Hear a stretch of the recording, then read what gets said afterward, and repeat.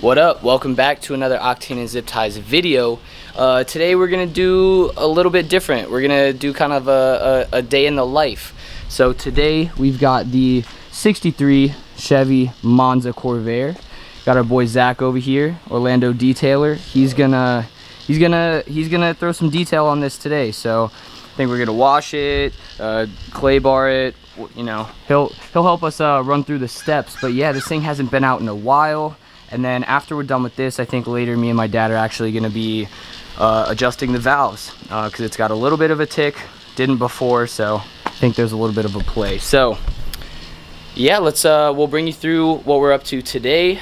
And I guess if we run some errands or go do anything else, then you guys will come along for the ride too. So hope you guys enjoy this little different video, and we'll catch up with you guys once we get started.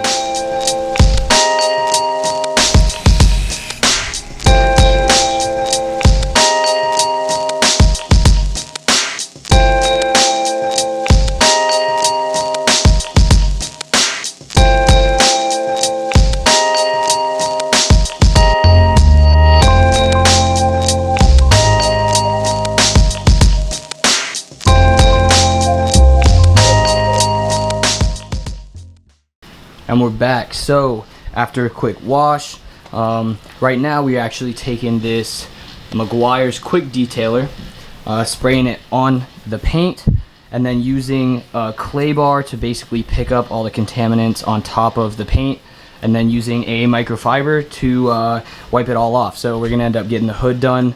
Well, I kind of did it right here. You can't tell on the camera too much, but compared to something that hasn't, here, let's see, you can hear that, and then you don't hear it as much on this side. Look at the clay bar, see how much it's picking up. Yeah, the clay bars are gross. Actually, this was from when I started this side right here.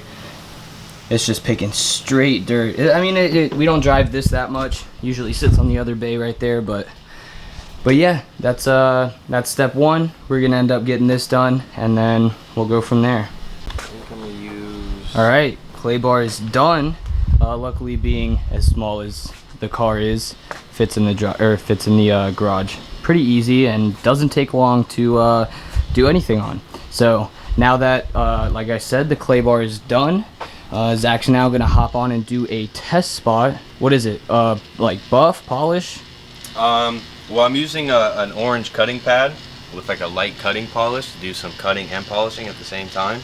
So I'm just trying to see which pad and which combination of product is going to give me the best results that I want on this car, per se. Word. And being that this sits in the garage most of the time, honestly, the paint is not that bad, but I think with the buildup of dust, and he was saying there's some oxidation on, which I'm not sure if you guys could really see it that well. You see how it's kind of hazy, foggy, not really mirror-like? Well, that's what you're going to get. So we're going to get a test spot. Hopefully that is going to do the majority of the cleaning up of this paint, now that it is clean and yeah, clean for the most part. So once we get to this, we'll be able to compare what this looks like to this or wherever he's doing the test spot, and then if it works out well, then rest of the car will be done, and then hopefully mirror-like finish, baby. Right here we've got the before. As you can see, it's all foggy, hazy, and yeah, kind of looks grody. Well, come over here to this test spot. Well, guess what? You can see my reflection. So, I mean, you can see a little bit, basically where that line is, right about right here, where the pad brushed over. This is going to be what he just did, and then this is going to be all the foggy haziness that we had before. So, and then after, what you said, it's gonna get coated or protected. Yep, just a little ceramic spray sealant. Gives you hydrophobic properties. Basically just makes the water beat off your car. Adds a little bit of UV protection so it doesn't oxidize like this again, and gives it a deeper lasting shine. So should look good. Hell yeah, I'm excited.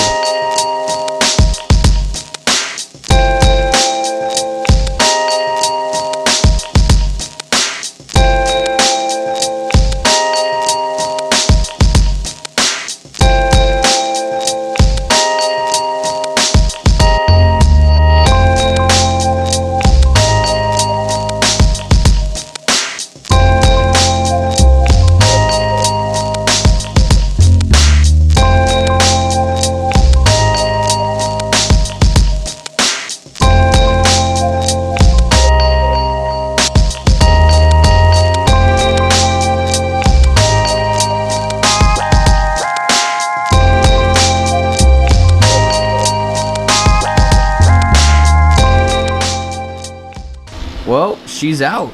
Zach put in some super nice work, and this thing came out immaculate, way better than it was before. What did you end up doing? So you just did a one-step polish, and then I put the ceramic sealant on there, and then topped it off with some show wax. Yes, sir. You guys can actually see reflection now. You can see the sky, and she's shining, looking good. But yeah, this thing looks great. Definitely going to be a lot easier to just pull out and wash. Not have to worry about spending all the time every single time now, since it's definitely protected and ready. I mean, you still get all the little imperfections, you know, small little paint chips and whatever else, but you know, that happens over the years. So again, shout out to the boy. I'm gonna put his IG down below. Y'all check him out. I'll also have a post on my personal Instagram, shouting him out with some info, and yeah, get some prices, get your cars done, get them show ready, and yes sir. All right, well, welcome back. It's about a week later, and we are doing the valve timing on the Corvair. Well, it's 8 o'clock in the morning. I'm already covered in oil, but we just did the passenger side.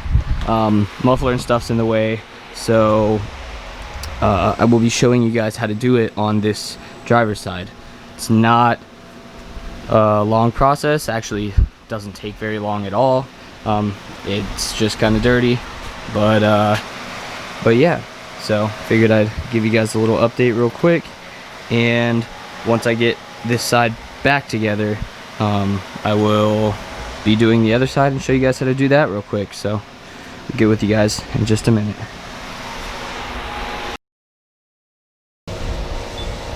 Alright, so first things first, you want to take off this valve cover. Luckily enough, I saved the easy side to show you guys what I got going on. On the other side, there's a muffler in the way, which made it kind of a pain, but luckily this side shouldn't be bad. So yeah, once the valve cover is off, you're actually going to be starting up the vehicle. Valve covers don't fill up completely with oil. Basically, it is, I don't know if you'd call it vacuumed oil or just pressurized oil. So it's going to be squirting some, basically keeping the valves lubricated. So right here, a little bit squirted out. We will be reusing these gaskets. They aren't half bad, but you can't just get these at any store. So we're actually going to order them from the Corvair place in California and replace those. We can replace those with the engines cold. So because the engine is going to be running, I'm going to explain to you what we're going to be doing real quick. Let me wipe my hands off so it's not too bad. All right. So here we've got your valves and your lifters. Basically the process is the whole car is going to be running. These springs are going to be getting compressed by the rockers, and if they are too compressed or not enough compressed, they will actually start to make noise, and that's where you get valve tick from. So right here we've got our handy dandy 5/8, right? So while the car is running, I'm going to be basically putting this right here. I'm going to be loosening, right?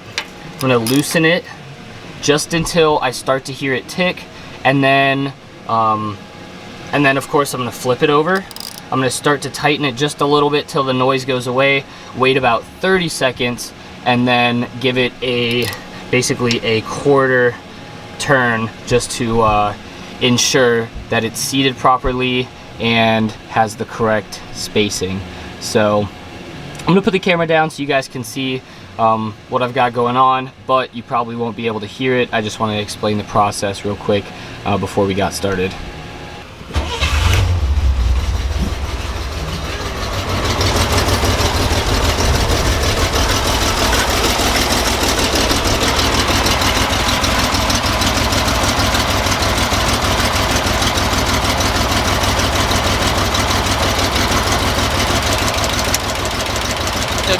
here, that's the little ticking noise.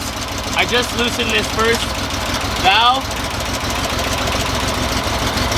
Right there, it went away. We're gonna stop. We're gonna let it sit for a second, and then, like I was explaining, we're gonna do about a quarter more turn. So I'm gonna move on to this one, and then I'll go back to this one.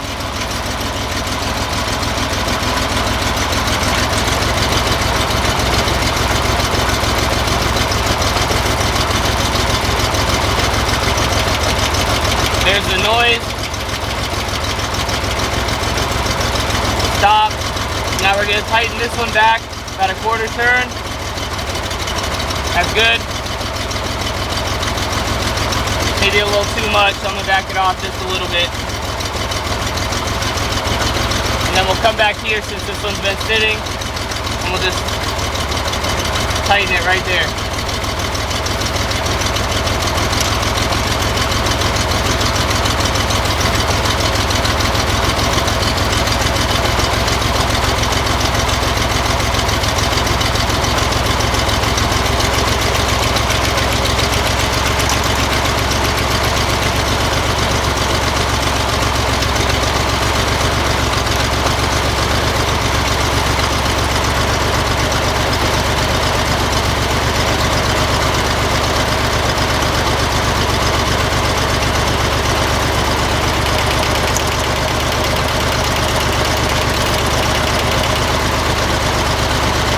Tighten this one back up.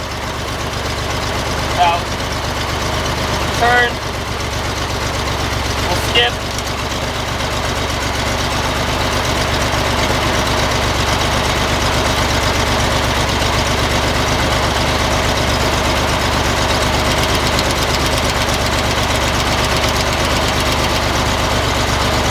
We'll go back and tighten this one up. Get this one, let that one seat.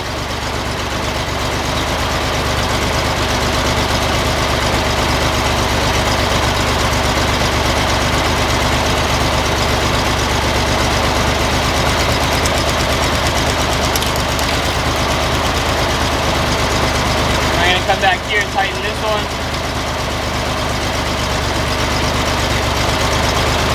Let this one sit for just a sec.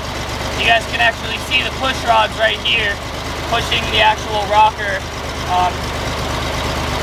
right where we're adjusting the valve.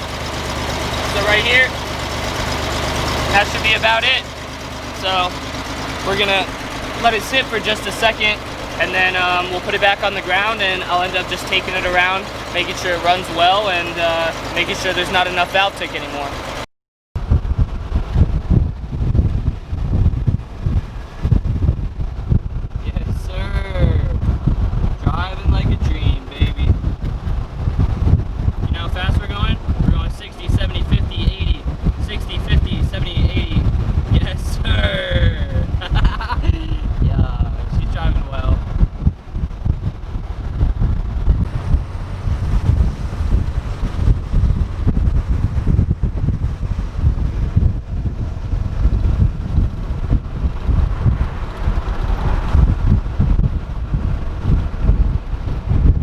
All right, and we're back from the little joyride. Had to stop and get some Dunkin' Donuts, of course.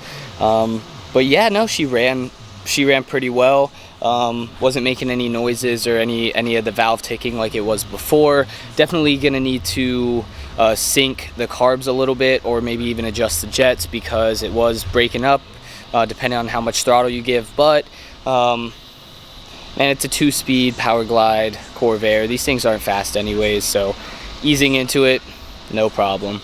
But she looks good. Again, shout out Zach. Hit him up if you guys are in Orlando and want any mobile detailing. Even though this thing's been sitting in the garage again and getting some dust on it, I know just spraying it with some water will get this thing right.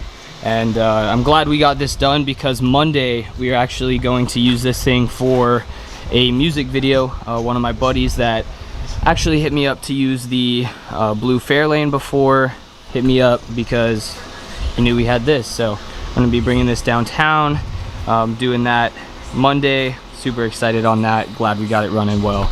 So this will be the end of the video. Hope you guys enjoyed. Remember, throw a thumbs up. get some comments down below. Hopefully this might be one of the only few Corvair videos online, so hopefully this will be pretty sick, or at least for YouTube. But yeah, make sure you guys throw a thumbs up, get some comments down below, click that subscribe button if you guys haven't already. Check out some of the other content we got with the LS build, the Skyline, and all the other stuff. So catch you guys on the next one.